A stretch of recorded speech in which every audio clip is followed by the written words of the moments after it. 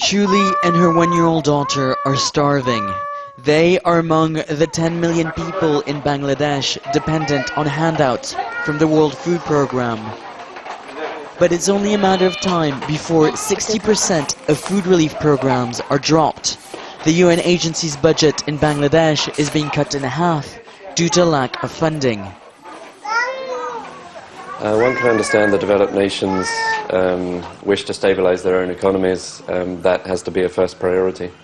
But what we're asking them to do is to now that signs of recovery are there, we're asking them not to forget developing countries like Bangladesh, where the situation is perhaps only getting worse. And as they roll out economic stimulus packages, recognize that this is one world and we need to help those who are the longer-term victims down the chain of this economic downturn. Over the course of the global economic crisis, another 7.5 million people in Bangladesh fell below the UN's poverty line of $1 a day. Millions of them are farmers from the country's northwestern floodplains. The paddies that they have just planted will not be ready for another 4 months. Every year during this time, their families fall victim to seasonal famine. There is a gap between planting and harvesting season. And at that time, they have no food. They usually skip the meals, 1 meal per day, sometimes fasting. They can't buy food because they have no money. At that time, they only depend on this food from WFP. Either that, they will die.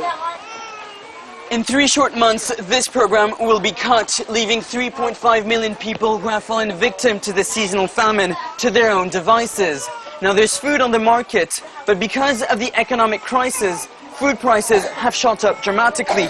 These people cannot afford to buy food, and without this program, they will go hungry. Before cutting its program, the WFP is doing its best to educate villagers in the importance of nutrition. Since 1 in 3 Bangladeshi women is malnourished, they must learn to maximize their intake of nutrients and vitamins.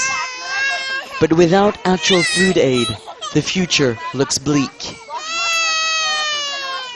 WFP globally is facing a shortfall of $3 billion. $3 billion is 0.01% of the economic stimulus packages which are being rolled out all across the developed world.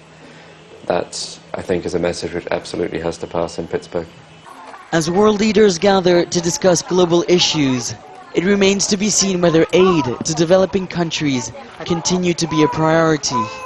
For Shuli and her daughter, along with 1 billion other people facing hunger, it's a message they hope the world will listen to.